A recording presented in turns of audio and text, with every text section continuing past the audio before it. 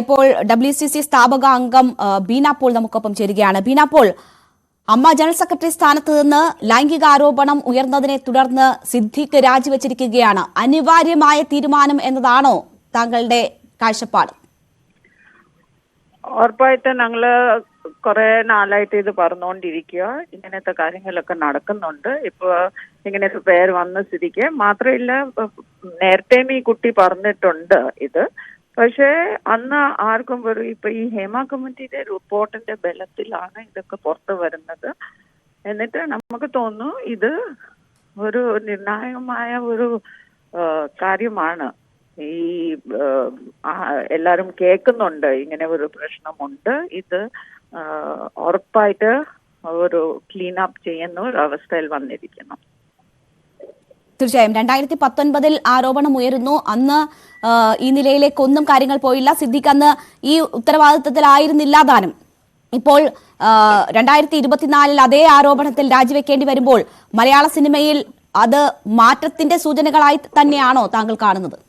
ഉറപ്പായിട്ട് ഞങ്ങള് മാറ്റത്തിന്റെ, പക്ഷെ ഇത് മതിയാവുന്നാണ് ചോദ്യം. എങ്ങനെയാ, ഏത് രീതിയിലാ ഇത് ഒന്നോടെ ആവർത്തിക്കാൻ ആർക്കും ഒരു ധൈര്യം വരാൻ പാടില്ല എന്നാണ് നമ്മുടെ ഒരു സ്റ്റാൻഡ്. അതിലേക്കാണ് ഞങ്ങള് നീക്കങ്ങൾ ചെയ്തുകൊണ്ടിരിക്കുക. ഇപ്പോ പവർ ഗ്രൂപ്പിനെ കുറിച്ച് പ്രമുഖരായ പല വ്യക്തികളെ കുറിച്ചൊക്കെയുള്ള സൂചന റിപ്പോർട്ടിൽ ഉണ്ടായിരുന്നു. ആ തലകളാണോ ഇപ്പോൾ ഉരുളുന്നത്? എനിക്ക് മനസ്സിലായില്ല, സോറി, വന്നോടെ ചോദിക്കോ? ഇപ്പോൾ പല പ്രമുഖരെ കുറിച്ച്, പവർ ഗ്രൂപ്പിനെ കുറിച്ചൊക്കെ റിപ്പോർട്ടിൽ പരാമർശമുണ്ടായിരുന്നു. ആ വ്യക്തികൾ തന്നെയാണോ ആദ്യം ഈ ആരോപണം നേരിടുന്നത്? താങ്കൾക്ക് എന്താണ് തോന്നുന്നത്?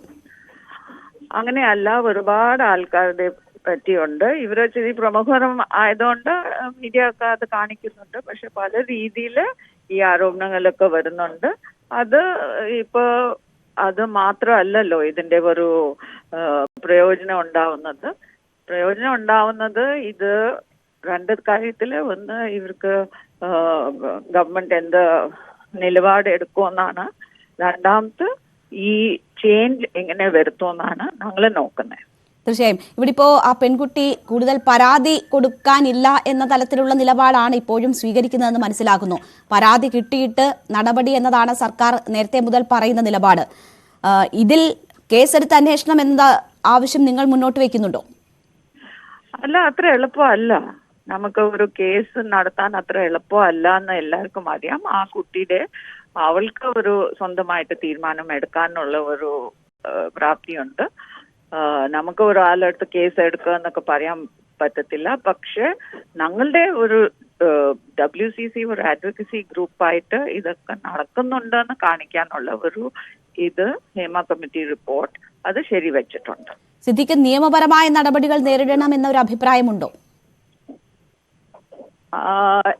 അത് സിദ്ദീഖ് ആ കുട്ടിയുടെ കയ്യിലും ഉറപ്പായിട്ട് ഇതൊരു ഇങ്ങനെ തന്നെ വെക്കാൻ പാടില്ല എന്ന് നമ്മുടെ ഒരു നിലപാട്.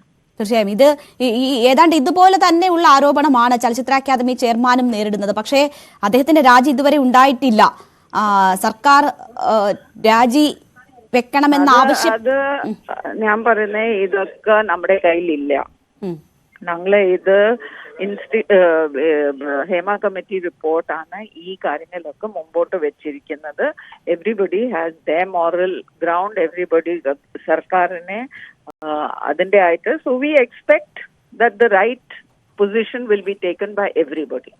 നമ്മുടെ പൊസിഷൻ ഭയങ്കര ക്ലിയർ ആണ് അതില്. ശരി, വളരെ നന്ദി ഞങ്ങളോട് ഈ അവസരത്തിൽ സംസാരിച്ചതിന്. നിയമ നടപടികൾ ഉണ്ടാകുന്നു എന്നതാണ് ഉറ്റുനോക്കുന്നത്. സർക്കാരിന്റെ ഈ വിഷയങ്ങളിലുള്ള സമീപനം എന്ത് എന്നത് വളരെ പ്രധാനപ്പെട്ടതാണ്. നമുക്കറിയാം, ഹേമ കമ്മിറ്റി റിപ്പോർട്ട് 4 വർഷത്തോളം പുറത്തുവിടാതിരുന്ന ഒരു സാഹചര്യം സർക്കാരിനെ സംബന്ധിച്ച് വലിയ ആരോപണങ്ങൾക്ക് അത് വഴിവെച്ചിരുന്നു.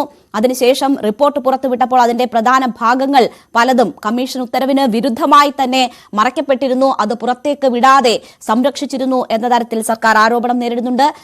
ഈ റിപ്പോർട്ടിൽ എന്ത് നടപടി എന്ന ചോദ്യം പല ഘട്ടങ്ങളിലും ഉയരുമ്പോൾ പരാതി ഉണ്ടെങ്കിൽ നടപടി എന്ന ഒഴുക്കൻ മട്ടിലുള്ള നിലപാടും പ്രതികരണങ്ങളും സർക്കാരിന്റെ ഭാഗമായവരിൽ നിന്ന് വന്നതും വലിയ വിമർശനങ്ങൾക്ക് വഴിവെച്ചിരുന്നു. അതിന് പിന്നാലെയാണ് ഇപ്പോൾ കൂടുതൽ തുറന്നു പറച്ചിലുകൾ ഉണ്ടാകുന്നത്. അതിൽ ഏറ്റവും ഒടുവിൽ സിദ്ദീഖിന് രാജിവെക്കേണ്ടുന്ന സാഹചര്യവും ഉണ്ടായിരിക്കുന്നത്. ഇനി നിയമ നടപടികൾ എന്ന കാര്യത്തിൽ സർക്കാർ എന്ത് നിലപാടെടുക്കുന്നു എന്നത് വളരെ പ്രധാനപ്പെട്ടതാണ്. ഇന്നലെ രഞ്ജിത്തിന്റെ കാര്യം ചർച്ചയായപ്പോൾ തന്നെ മന്ത്രി സജി ചെറിയാൻ നടത്തിയ പരാമർശങ്ങൾ, അത് ആകാശത്തുകൂടി പരാതി വന്നാൽ നടപടി സാധ്യമല്ല എന്ന തരത്തിൽ പറഞ്ഞ വാക്കുകളൊക്കെ വലിയ വിമർശനത്തിനാണ് ഇടയാക്കിയത്. അദ്ദേഹത്തിനെതിരെ വലിയ രീതിയിലുള്ള പ്രതിഷേധം ഉയർന്നു. അദ്ദേഹത്തിന് തന്നെ മണിക്കൂറുകൾക്കുള്ളിൽ അത് മാറ്റി പറയേണ്ടുന്ന സാഹചര്യമുണ്ടായി. അപ്പോൾ പോലും പരാതി എന്നതിൽ സർക്കാർ ഉറച്ചു നിൽക്കുകയാണ്. പരാതി ഉണ്ടെങ്കിൽ മാത്രം അന്വേഷിച്ച് തെറ്റ് തെളിഞ്ഞാൽ മാത്രം നടപടി എന്ന നിലയിലേക്ക് അവർ ചുരുങ്ങുന്നു എന്ന ഒരു ആക്ഷേപവും ആരോപണവും നേരിടുന്നുണ്ട്. അതിലും വ്യക്തമായിട്ടുള്ള നടപടികളിലേക്കും നിലപാടുകളിലേക്കും സർക്കാർ മാറണം എന്ന തരത്തിലുള്ള ആവശ്യങ്ങളാണ് ഉയർന്നു വരുന്നത്. നമുക്ക് കാത്തിരിക്കാം. രഞ്ജിത്തിന്റെ രാജി ഇന്നലെ ഉണ്ടാകും എന്ന് പ്രതീക്ഷിച്ചിരുന്നു എങ്കിൽ പോലും അത് നീണ്ടുപോവുകയാണ്.